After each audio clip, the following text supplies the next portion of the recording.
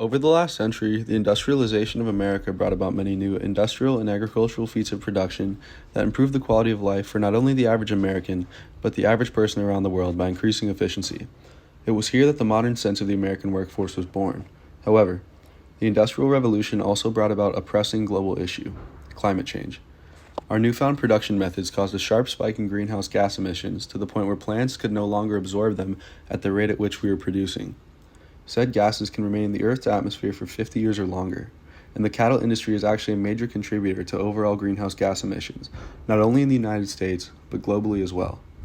Some factors that helped bolster the cattle industry were complex railway systems that allowed for cattle to be transported to new markets, as well as refrigerated carts that allowed for cattle to be slaughtered before being transported. However, the cattle industry is now at a point where the greenhouse gas emissions from cows have reached an unsustainable level, and if something is not done soon, there will be devastating effects. The main issue regarding cattle is the copious amounts of greenhouse gas that they actually produce, particularly methane and carbon dioxide. The average dairy cow belches about 132 to 264 gallons of greenhouse gas every single day. This is due in part to their ruminal digestive system, which acts as a fermentation chamber that produces gas as a byproduct. There's also some methane gas present in cattle waste. Beef and cattle milk are responsible for most of the sector's emissions. Beef contributes 41%, while cattle contributes 20% of the overall greenhouse output. Additionally, one Japanese study found that 36 kilograms of carbon dioxide gas were produced for every 1 kilogram of beef produced. To put this in perspective, that is about the same amount of carbon dioxide produced by a car driving for 250 kilometers. Let that sink in for a minute. Another daunting component of the cattle industry and its carbon footprint is the fact that they not only produce carbon dioxide gas, but methane gas as well.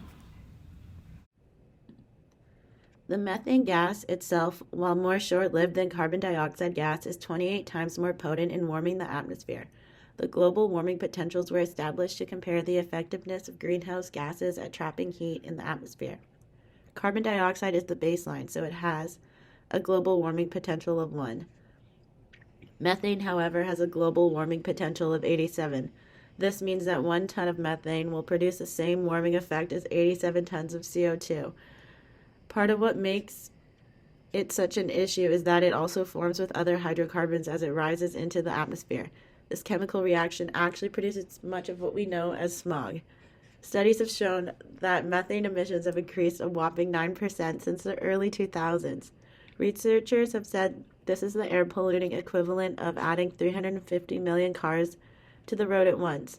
This is evidenced by the fact that in Latin America, up to 70% of the former Amazon rainforest has been deforested to be converted into pastures for cattle grazing. This is a major issue in Brazil as well. Here, over 50 million hectares, which is equivalent to 5 billion acres of Brazilian Amazon rainforest, has been deforested to make way for the 60 million cattle that now inhabit that area. So while the methane might be more short-lived than carbon dioxide, it is astronomically more potent in regards to heating the atmosphere, and when combined with the constant release of this gas, it can and will have devastating effects on the environment if something isn't done about it in the near future. Main risk if we fail to reduce greenhouse gas emission is the obvious increase in global temperature as evidenced in the recent years. According to NASA, if we don't drastically reduce climate change in the next few years, the global temperature could rise up to 8 degrees Fahrenheit by 2100. While this might not seem like a huge change at first, that couldn't be further from the truth. And global temperature increase of 8 degrees Fahrenheit will set in motion drastic changes in our global ecosystem. The extinction of several species of wildlife is also quite plausible as a result of this climate change, along with severe shift in weather patterns. These severe weather patterns, along with rapidly melting glaciers, will increase the rate at which the sea level will rise. This higher sea level will cause deadly storms capable of flooding coastal cities and low-lying areas of the US that has the potential to displace millions of people if primitive measures aren't taken to combat this issue. Additionally, the increase in cattle production and subsequent greenhouse gas emissions, along with rising global temperature, will lead to an increase in smog in several areas across the globe. While this might not seem like and much more than a visual inconvenience at first, it is not something that should be taken lightly. The effects of heavy smog can be felt in many people almost immediately. The most commonly, it causes inflammation of lungs, which makes it much harder to breathe for many people. It also causes eye irritation and can even lead to rickets in some people as a result of lower vitamin D levels because of an intense smoke screen. Smog has been noted to cause many deaths related to bronchitis in the area where the smog cover is heavy. However, what might be the most devastating effect of smog is it tied to deadly cancers such as the lung cancer. The greenhouse gas emissions from the cattle industry is something that simply cannot be taken lightly. Its contributions to the global temperature rising and climate change is neither myth nor conjecture.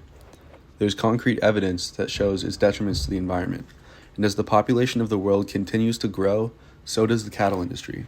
Now, more than ever, it is crucial to set a paradigm shift in motion to see what we can do about lowering emissions. If not, irreversible and devastating changes are sure to be coming in the near future.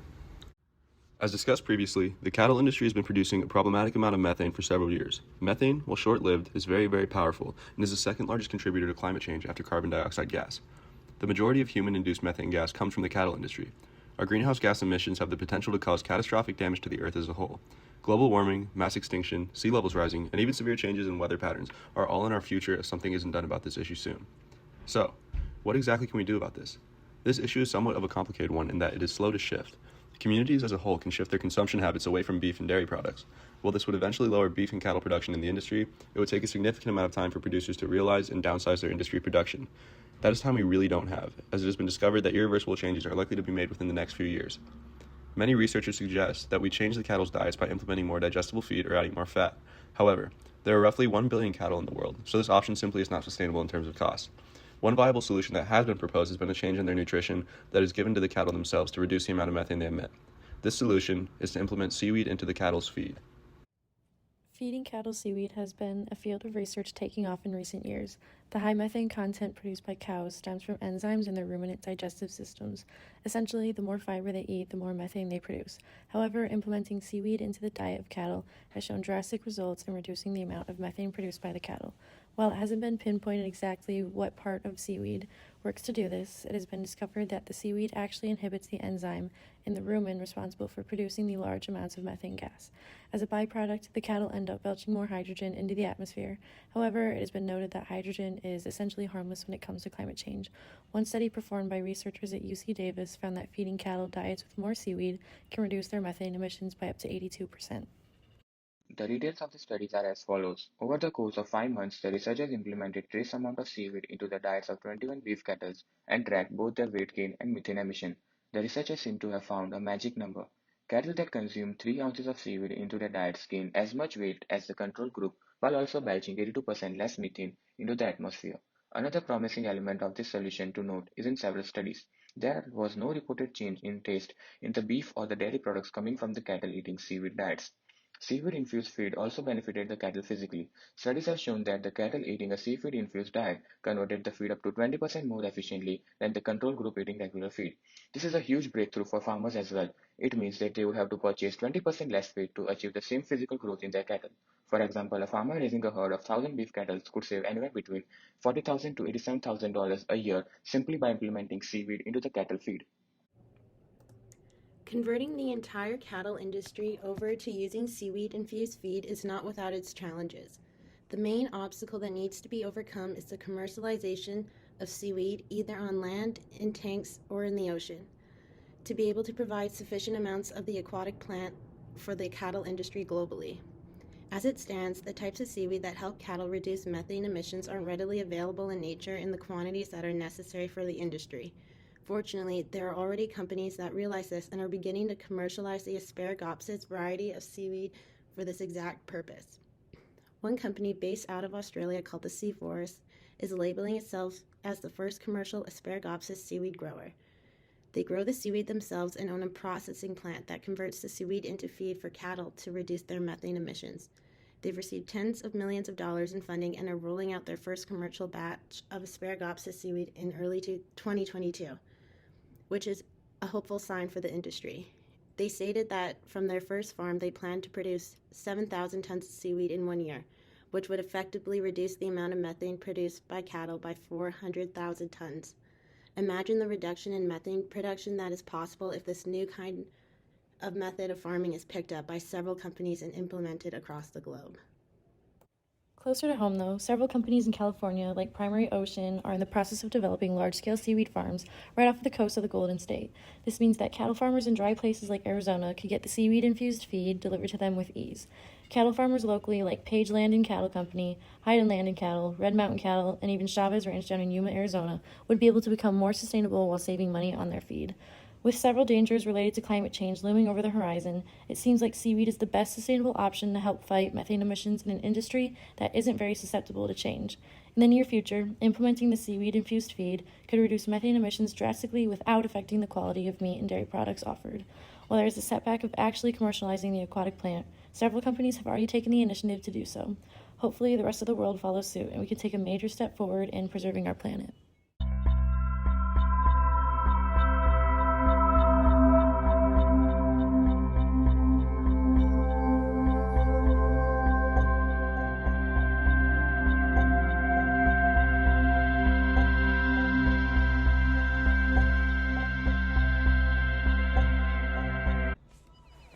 While seaweed seems like the best solution to reduce the greenhouse gas emissions by cows, it is still a developing industry that needs time to blossom and truly integrate itself into the cattle and beef industry. So, here at Arms Length, we've decided to take this issue into our own hands. Our goal is to attempt to recreate a cattle feed integrated with seaweed on a smaller, much less industrial scale to show you how truly easy it is to make these sustainable choices. Now let's go get the supplies. Now, as you can see, we've just bought multiple things like sunflower seeds, seaweed, corn, peas, and oats, and a little bit of vitamins. So now what we're going to do is put that all together and make this seaweed-infused cattle feed, as you can see here. Okay, so now we're going to go over the ingredients in this feed and go over why each is beneficial. So to start off, we have oats, which is a great starter feed because of its high whole and fiber content. It can be grown in various climates, so it is ideal to use for this feed. Next, we have corn and peas. Corn is relatively cheap and it's favored by farmers because it helps cattle gain and maintain their weight, and it has high energy. Peas are similar, but they're a little bit more expensive.